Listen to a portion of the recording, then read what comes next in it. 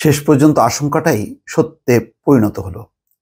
কয়েকদিন থেকে ভাবছিলাম যে যেরকম পরিস্থিতি, যেহেতু আলোচনার কোনো আভাস নেই, শিক্ষার্থীদের দাবি দাওয়া নিয়ে কোনো পক্ষই বসছে না।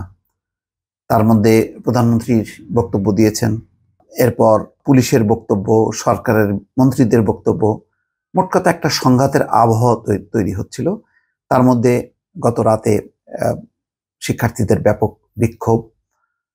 তখনই বোঝা গেছিল যে এটি ভালোভাবে নেওয়া হবে না, এবং এখন কোটা সংস্কারের বদলে রাজাকার স্লোগান কেন দেয়া হলো, এটা বড় ইস্যু হয়ে দাঁড়াবে, এবং শেষ পর্যন্ত ওই ইস্যুতেই পরিণত হলো। এবং সেটা নিয়ে আজকে শেষ পর্যন্ত মোটামুটি দুপুর বেলা থেকে বিকেল বেলা ব্যাপক সংঘাত, এবং সেই হেলমেট পরা যুবকদের উপস্থিতি, স্লোগান এবং ধাওয়া পাল্টা ধাওয়ার মধ্য দিয়ে শেষ হলো।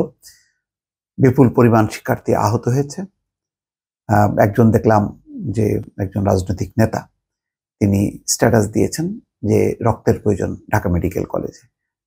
100 মতন বা তার কম বেশি আহত হয়েছে, অনেকেই রক্তাক্ত হয়েছে।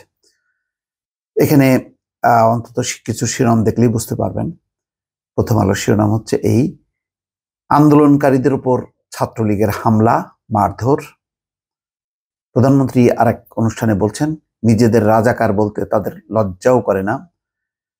ওবায়দুল কাদের বলছেন, ক্যাম্পাসে অধ্যত্বপূর্ণ আচরণের জবাব দিতে ছাত্রলীগ প্রস্তুত। হ্যাঁ, ছাত্রলীগ তার যে কাজ সেটি করেছে। ইডেনের শিক্ষার্থীদের উপর গরম পানি ঢেলে মারধরের অভিযোগ, ছাত্রফ্রন্ট নেতা সুমি হাসপাতালে। রাজশাহী বিশ্ববিদ্যালয়ে প্যারিস রোডে শিক্ষার্থীদের বিক্ষোভ। যাক, এটা রাজশাহী বিশ্ববিদ্যালয়, কিন্তু সংঘাতের কেন্দ্রবিন্দু ছিল ঢাকা। শাহজালাল বিশ্ববিদ্যালয়ে আন্দোলনরত শিক্ষার্থীদের উপর ছাত্রলীগের হামলার প্রতিবাদে মিছিল।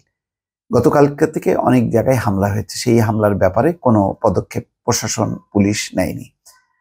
আজকে একেবারেই প্রকাশ্যেই যেই ছবিটাও দেখা যাচ্ছে, লাঠি সোটা এবং আরো যে ধরনের রড নিয়ে যে ধরনের প্রকাশ্যে মারধর করা, মিছিল করা, মহড়া দেয়া, হেলমেট পরা, সেই হেলমেট বাহিনীর সেই আতঙ্ক, এটা আবার বেশ গ্যাপ দিয়ে আবার ফিরে আসলো। এখানে খবরে বলা হচ্ছে, ঢাকা বিশ্ববিদ্যালয়ের বিজয় 71 হলের সামনে সংঘর্ষের ঘটনার পর কোটা সংস্কার আন্দোলনকারী শিক্ষার্থীদের উপর হামলা চালিয়েছেন ছাত্রলীগের নেতাকর্মীরা। হামলায় আন্দোলনকারী শিক্ষার্থীদের অনেকেই মারধরের শিকার হয়েছেন। আক্রান্ত শিক্ষার্থীদের মধ্যে ছাত্রীরাও রয়েছেন। এখানে কিছু দৃশ্য দেখা যাচ্ছে শিক্ষার্থীদের, ছাত্রীদের উপর কোটা সংস্কার আন্দোলন যুক্ত শিক্ষার্থীদের উপর হামলা চালিয়েছেন ছাত্রলীগের নেতাকর্মীরা সোমবার বিকেলে ঢাকা বিশ্ববিদ্যালয় ক্যাম্পাসে। তার দৃশ্য দেখা যাচ্ছে যে এই হামলা করছে। আজ সোমবার টিএসসিতে কোটা সংস্কার আন্দোলনে যুক্ত শিক্ষার্থীরা সমাবেশ চলার মধ্যেই বেলা 3টার দিকে বিজয় 71 হলের সামনে সংঘর্ষের সূচনা হয়। আন্দোলনকারী শিক্ষার্থীদের একটি দল বিজয় 71 হলে প্রবেশ করতে গেলে তাদের বাধা দেওয়া হয়। এ নিয়ে ছাত্রলীগের নেতাকর্মীদের সঙ্গে তাদের সংঘর্ষ শুরু হয়। তখন আশেপাশের হলগুলোর ছাত্রলীগের নেতাকর্মীরা এসে একজোট হয়ে সংঘর্ষে যোগ দেন। আন্দোলনকারী শিক্ষার্থী ও ছাত্রলীগ নেতাকর্মীরা দুই পাশে অবস্থান নিয়ে কিছুক্ষণ পাল্টাপাল্টি ধাওয়া, ইটপাটকেল নিক্ষেপ চালিয়ে যান। এর মধ্যে আন্দোলনকারী শিক্ষার্থীরা সাহায্য চাইলে টিএসসি থেকে একটি দল সেদিকে যাত্রা করে। মল চত্বরে তাদের বাধা দেন ছাত্রলীগের নেতাকর্মীরা। বেলা 3:30টার দিকে এই জায়গায়ও দুই পক্ষের মধ্যে সংঘর্ষ শুরু হয়। পাল্টাপাল্টি ধাওয়া এবং ইটপাটকেল নিক্ষেপের এক পর্যায়ে আন্দোলনকারী শিক্ষার্থীরা উপাচার্যের বাসভবনের সামনের জায়গা থেকে পিছু হটেন। তাদের একটি দল ফুলার রোড হয়ে আর একটি দল স্যার এফ রহমান হলের সামনের রাস্তা দিয়ে নীলক্ষেতের দিকে সরে যায়। অপরদিকে বিজয় 71 হলের সামনে ছাত্রলীগ নেতাকর্মীদের সঙ্গে সংঘর্ষ চালিয়ে আসা শিক্ষার্থীরাও বিকাল 4টার দিকে পিছু হটেন। শিক্ষার্থীরা যখন পিছু হটছিল তখন সামনে যাকে পান তার উপর হামলা চালান ছাত্রলীগের নেতাকর্মীরা। এ সময় অনেক শিক্ষার্থী ছাত্রলীগ নেতাকর্মীদের লাঠির আঘাতে আহত হয়েছেন। লাঠি সোটা হাতে ক্যাম্পাসের ছাত্রলীগের নেতাকর্মীরা, সেই দৃশ্য দর্শক দেখা যাচ্ছে।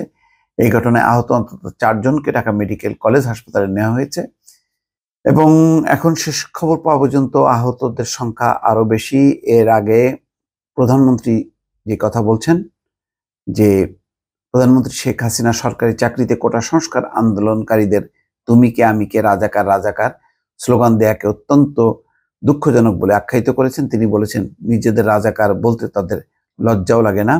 আর ওবায়দুল কাদের বলছেন ক্যাম্পাসে অধ্যত্বপূর্ণ আচরণের জবাব দিতে ছাত্রলীগ প্রস্তুত।